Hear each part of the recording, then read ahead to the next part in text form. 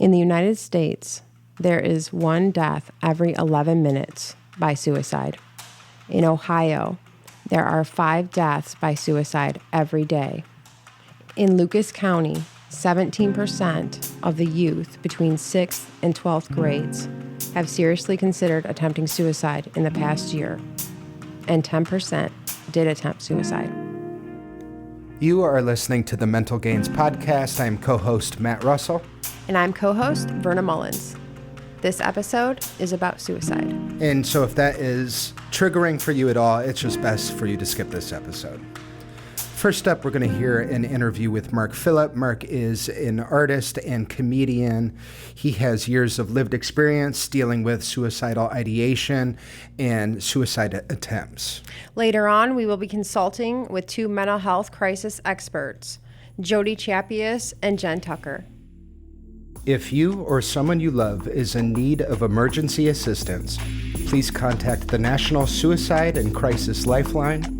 Call or text 988 or 911. And joining Verna and I in the studio is Mark Phillip. Mark, welcome to the show. Thank you for having me.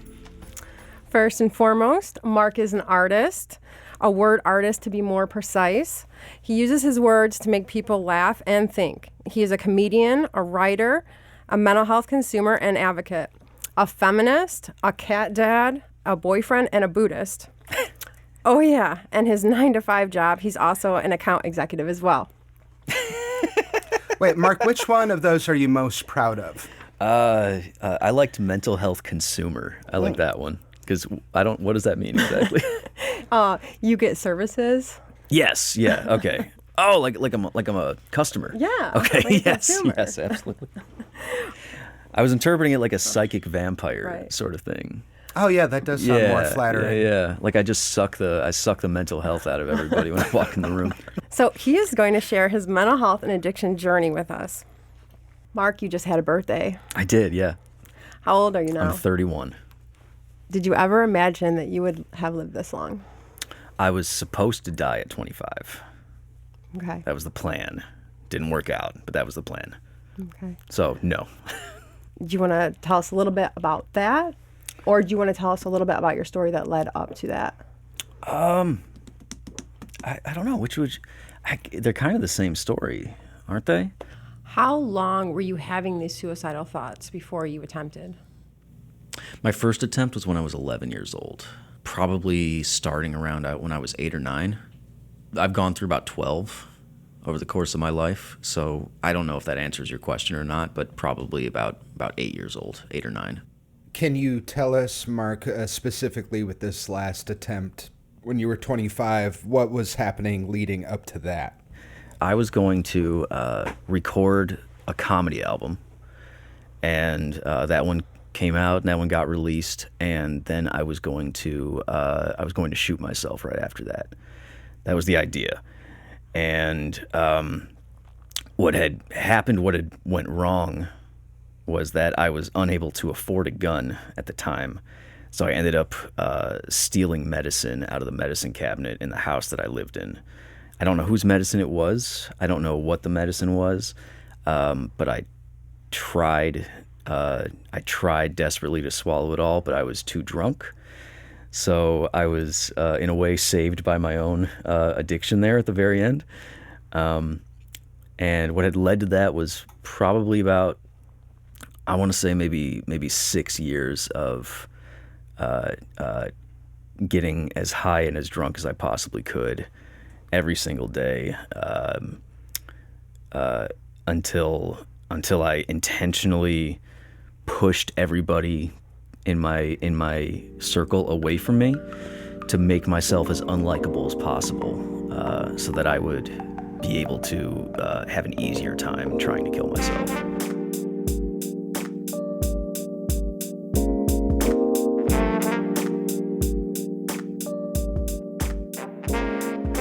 Why didn't you get help?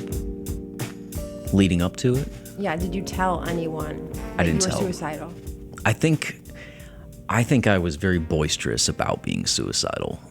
You know, when you do comedy, and you intentionally draw that line between what's real and what's a joke, you do that for long enough, and then it becomes kind of a cry wolf sort of situation with the people in your life.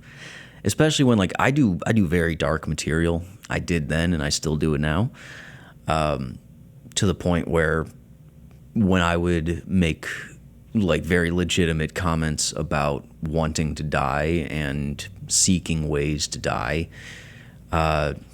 it was either on stage as part of the act, but still very much a real feeling, or it was off stage in a personal environment where it was just taken as goofing around.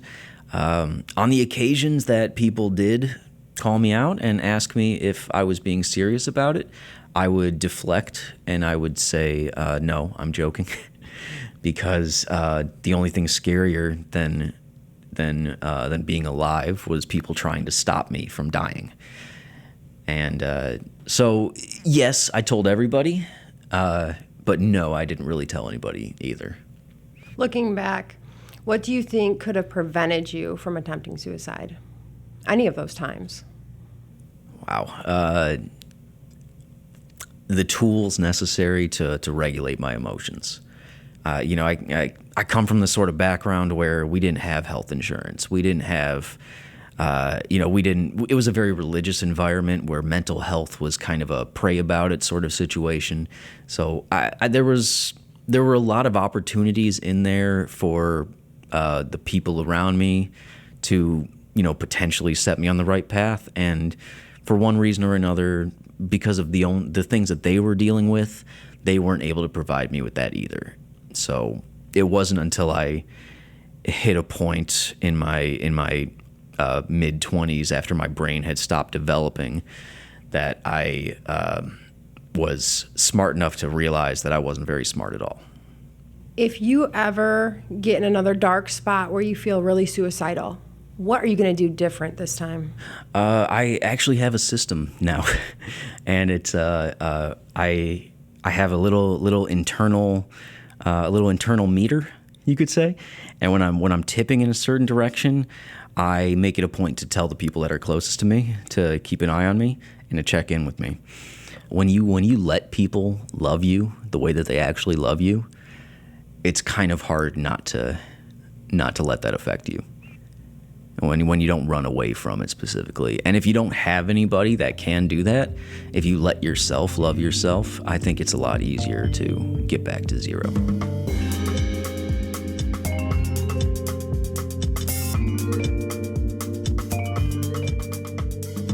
Had you accomplished your suicide when you were 25, what wouldn't you have gotten to do, or what wouldn't you have accomplished in these last 6 years? Oh my God, everything. I got sober. I lost 100 pounds. I put on 20 more pounds, but it was all muscle. Not bragging. I have released several more comedy albums that are way better than the one that I recorded when I was drunk and about to die. I've made much better friends. I have almost paid off all the debt that I made while I was drinking. I'm going to be paid off completely by January. I've written poems. I got treatment for asthma so I can breathe clearly for the first time in my entire life. I go on several mile-long bike rides. I have generally just had a much better time than I'd ever imagined that I would. And I wouldn't, even though bad things happened, of course, in that interim since then, like when my mom passed away or when my dad passed away, at no point did I ever crawl back into that same spot that I was in when I was 25. Speaking of when you were 25, to go back 6 years, like what got you started with the heavy drinking? Was it being a comic on stage every night? Was it the tough childhood, a combination? The drinking problem only happened because when you get started in comedy, half of the places you go pay you in drink tickets. So it started to turn into I would take those drink tickets. I would get 2 drinks, and then I would just perform. And then I noticed that as I was performing with 2 drinks in me, it was a lot easier to deal with that. The stage fright went away, the inhibitions were gone. The Dada-esque flow of the stream of consciousness was a lot more loose and nimble, and I could dig around a little bit more in what I was trying to do, and the messages I was trying to convey. I was able to dig a little bit deeper because I wasn't able to. I wasn't so afraid anymore. And the more alcohol there was in me, the easier it was to do that. And when you become a stand-up comic, when you're like maybe a year and a half, 2 years in, that suddenly becomes a big portion of your identity. Mm-hmm. And as a big portion of your identity, you want to feed that.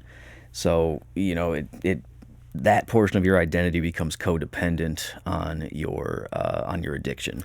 You hear that story so often in alcoholics and addicts, and I'm in recovery, and so I'm speaking from firsthand knowledge here, is that it comes from a place of being so uncomfortable in your own skin for your whole life.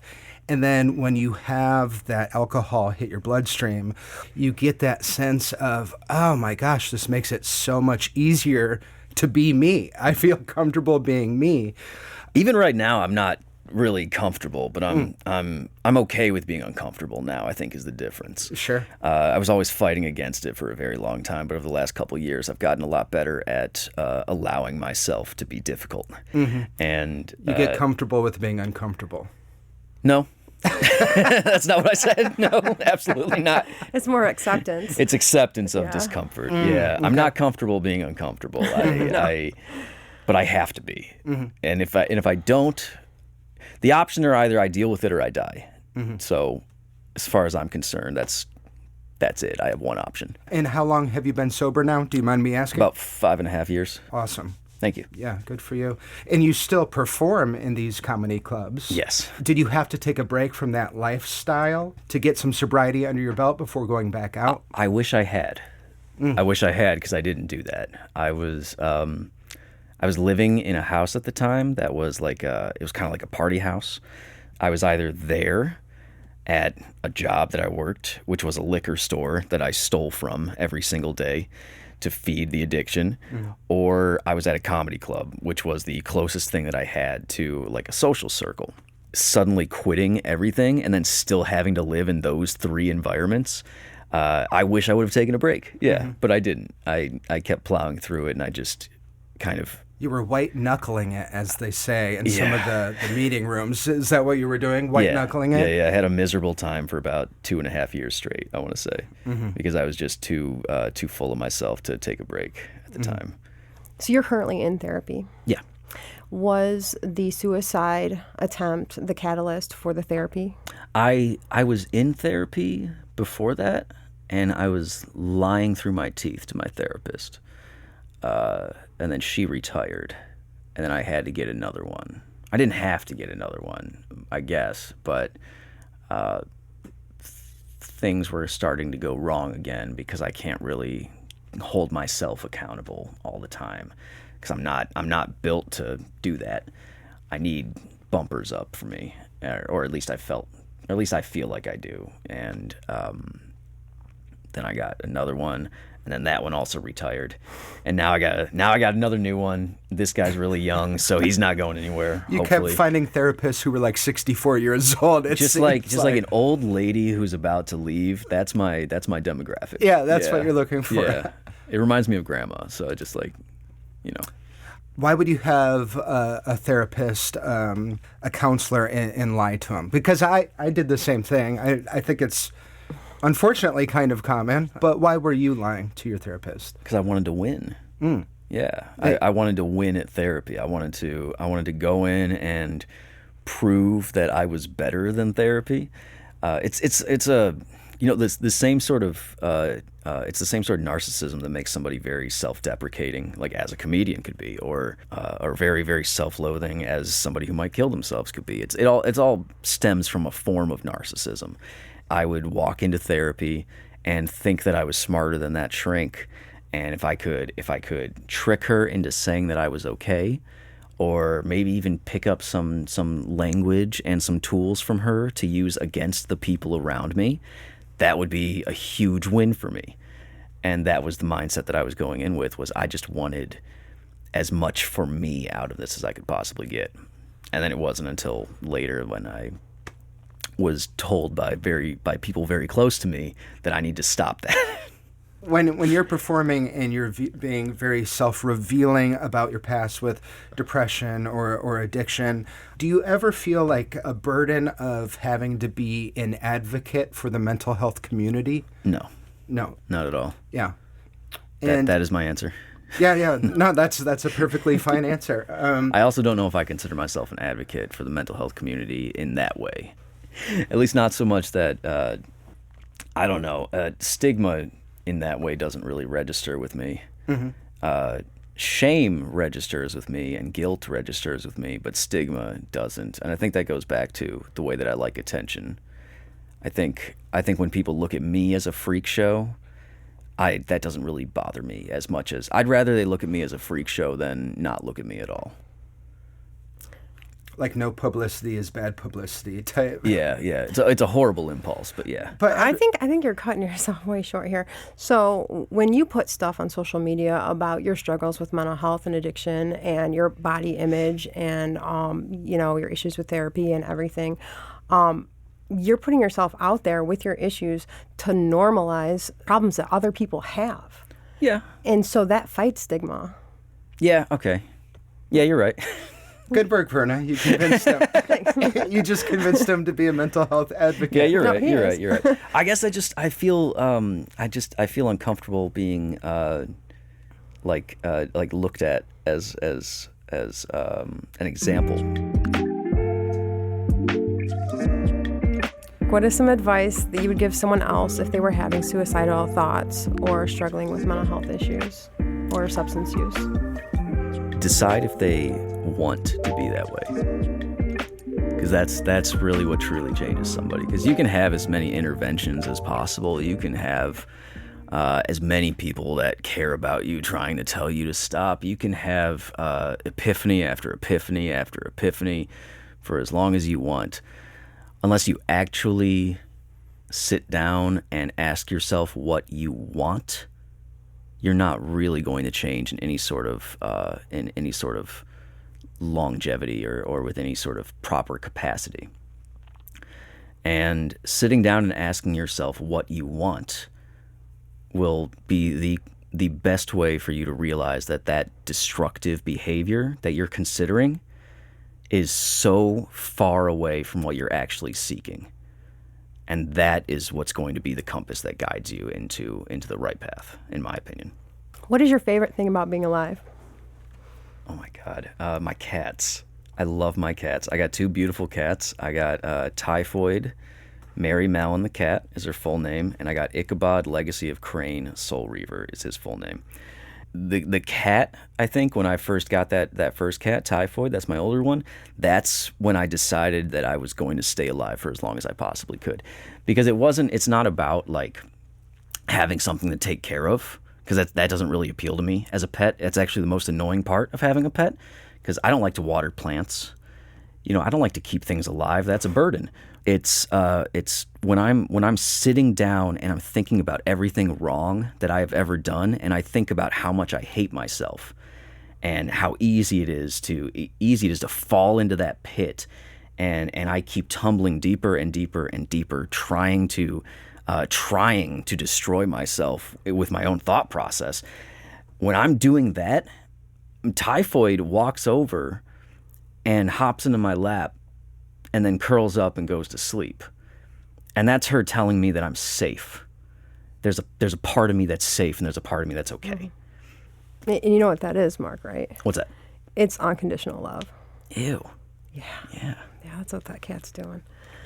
I don't think it's unconditional. No, it is. You sure? It is, yeah. Why she scream for breakfast? She still loves you. Why do you tell jokes? Because at the end of the day, I'm eternally an optimist. I have very utopian beliefs. I'm an idealist to a fault. And when I tell jokes, that's my way, especially about things that are heartbreaking or whatever. When I tell jokes, that's my way of letting everybody know, despite everything, I'm really happy to be here. Mm-hmm. And when you tell jokes, it's a different form of art. When you get up on stage, preferably a small stage where you can look everybody in the eye and you tell a joke and everybody in the room erupts into a laughter because they understood you, that's a beautiful moment of connection that can't be replicated anywhere else. And especially if it's, I have this one bit where you're going to do it for us? No, because I don't have the prop here. Okay. I take my mom's ashes out of my pocket, and I have like a Ziploc bag that says "Mom" on it, and then I end up at the end of the bit. And they're actually her ashes? Yeah, they're actually her ashes. She helped me write this joke before she died, and I throw her ashes into the audience, and there's always this like beautiful second and a half while it's flying through the air, when everybody in the crowd has this, like, their eyes get really big and wide, and it's a scream, but a big, powerful, joyous scream with a big smile behind it, because we're all locked into that same intensity of that moment. Like, who's gonna catch my mom? And there's it's such a beautiful. That's weirdly, nobody's ever gotten mad about that joke. And I think it's because it transcends any amount of depression, any amount of obscenity into, we have all felt something. We've all felt the same thing at the same time. It's really so beautiful. You wrote that joke with your mom, too, before she passed. That is really special. Well, she never made it to any of my shows when she was alive, so now she has to go to all of them. And Oh, jeez. That's great. And Mark, if our listeners wanted to see you telling your jokes on social media, where could they find you at? It's Instagram and Threads, I think, is the new Twitter, right? Mm-hmm. It's Mark Tells Jokes. That's Mark with a K. On Bandcamp, it's Mark Tells Jokes, and you can get all 4 of my comedy albums that are out right now. All right. Well, Mark, thanks so much for joining us in studio today. We appreciate your time. Thank you for having me.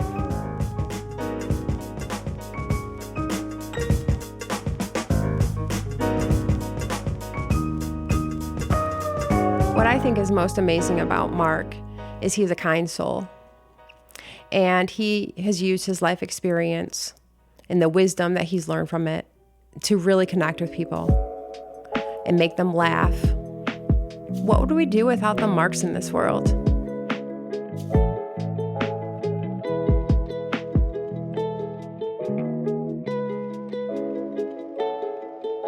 Here to share their knowledge about suicide and for life-saving resources, we're joined by Jodie Chappuis. She's the ACT team lead for Unison Health in Wood County, and also Jen Tucker. She's the coordinator of the mobile response team at Unison. Jodie and Jen, thank you so much for being here. Thank you. Thank you. Great to be here. Jodie, I'm going to ask you the first question. Sure. Can you tell us some of the warning signs of suicide? So some of the warning signs, and this comes from the National Institute of Mental Health, people might start talking about wanting to die, feeling great guilt or shame, feeling like they're a burden to other people, might talk about feelings of empty, hopeless, trapped, not having a reason to go on. Commonly, I hear a lot, I just like to go to sleep and not wake up. And being in an unbearable emotional or physical pain. And then any changes in behavior you want to look at is anybody making a plan, researching, or plans to die, giving away prized possessions. And a lot of times people will subtly say goodbye. They just don't openly say, I'll be killing myself soon. So they might also be displaying extreme mood swings, eating or sleeping a lot more or less than usual, and using substances when they're not normally a substance abuser. Mm-hmm. Anything else you can think about? No, just that there are, we would hope that people would speak up when they're feeling this way and just put it out there. I want to comment on some of the things Jodie was saying about giving things away, things like that. Isolating self more. Those are the more subtle warning signs that, when someone does complete suicide, you often hear people saying, we had no idea. We had no idea that this was going on. But then later you talk to them and they start looking back and they go, oh my gosh, that was really out of the norm for that person. So I think one thing to pay attention to if you are concerned about someone's maybe level of depression is to really start paying attention to the subtleties and noting how far from their baseline that they're really deviating and step in. And so when somebody does step in and make a call, tell us about your response team. So we run a mobile crisis response team that covers the entire county of Wood. No rhyme or reason to it. Day, night, we get calls. Sometimes we get 4 at once. Sometimes we get 1 every couple of hours. But what this consists of is us responding to wherever that crisis is. Now, this could be Wood County Hospital.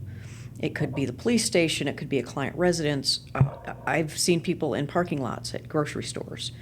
We go to the crisis, and we respond by, 1, assessing, doing a needs assessment. Let's see what's going on here. We assess the environment. We assess the person, see what level of care they may need at that time. And what's also really cool about how they are doing it is sometimes people don't meet the level of crisis that is hospital appropriate. So the team, even if that person doesn't go to the hospital, their team follows up with them and gets them into regularly scheduled services, which is really that bridge that people sometimes need. Mm-hmm. Yeah, it's great to be, to be seen and de-escalate the situation, but then what? Right. Then what happens?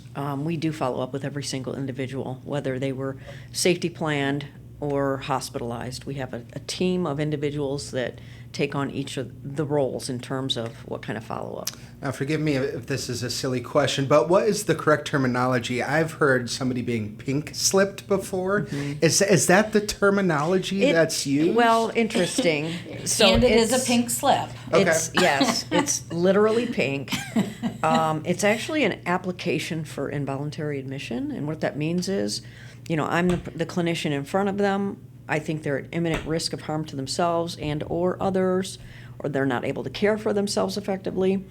So I'm going to write this order for them to go to a hospital for further evaluation and potentially stabilization. So it is a psychiatrist that makes the determination as to whether that person actually gets admitted or not.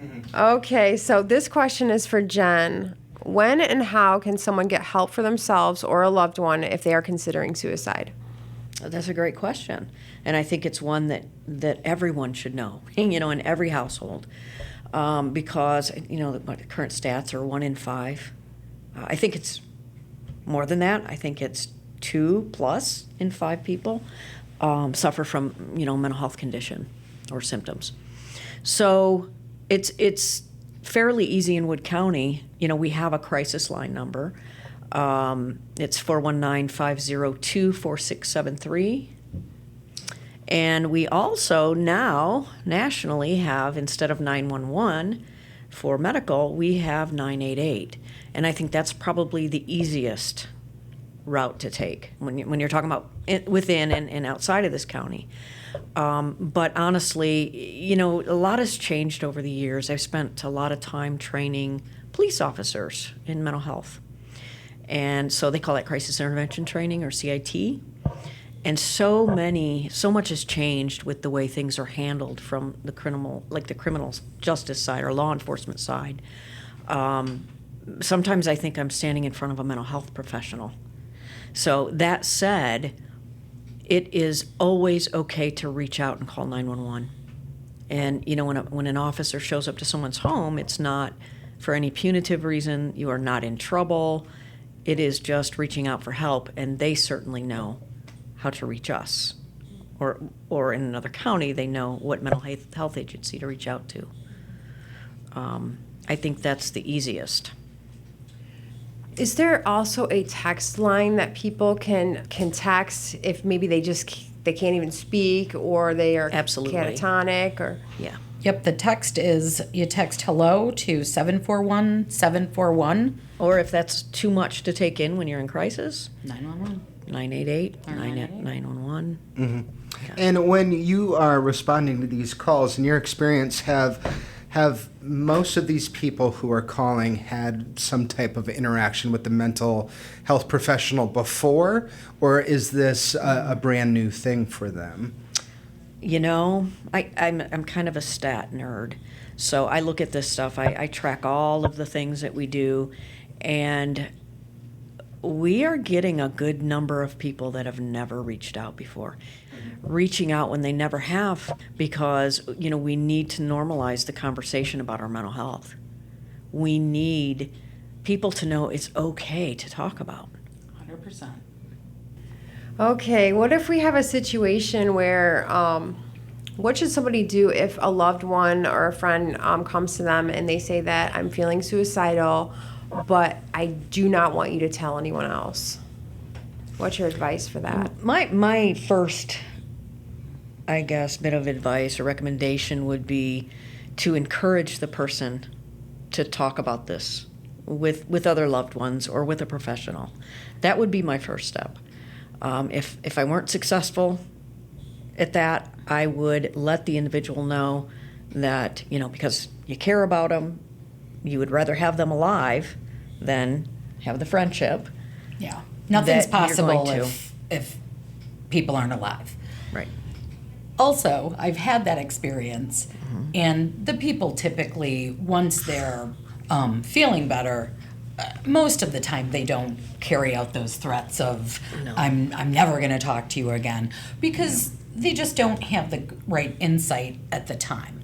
And you know, once you get help, you get a little bit better at looking at the whole picture instead of what's going on right in the moment. Right. I actually had that happen recently with a friend who called for another friend, and it was, you know, pretty critical.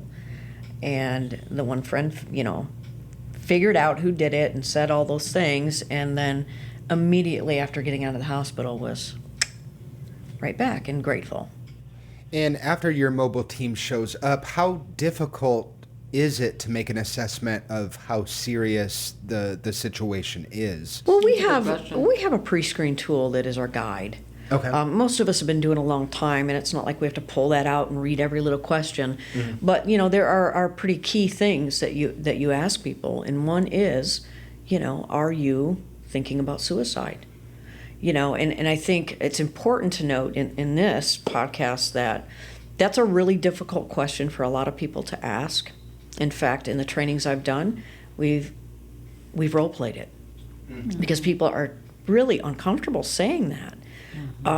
But there is nothing wrong with that question.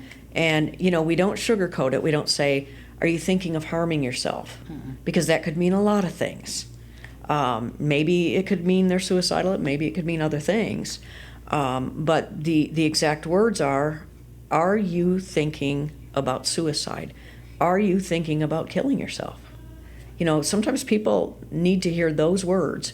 You know, it may be the first time they've ever been asked. And I've had that. I can't tell you how many times I've had that where people go, you're the first person that's ever asked me that. And I've been suicidal since I was, 15, and they're 40. You know, and no one has ever asked me that question. Yes. You know, because it was never okay to talk about. And I think people also, family members might, like, what we know as mental health professionals is talking about suicide doesn't cause suicidal thoughts. No. It's asking that question is never going to not a make suggestion. somebody suicidal. And sometimes you just have to be that direct. Well, we're talking about life and death potentially. Yeah. So yeah, you do. And back to your other question, Matt, is there are just a range of questions that we ask, and you know, we ask about suicidality, we ask about any homicidal thoughts, we ask about non-suicidal self-injury, you know, are they cutting or burning or, you know, all the self-harm things. We also ask about their ADLs, their activities of daily living. Are they showering? Are they sleeping? Are they eating? Let's talk about the relationships in your life.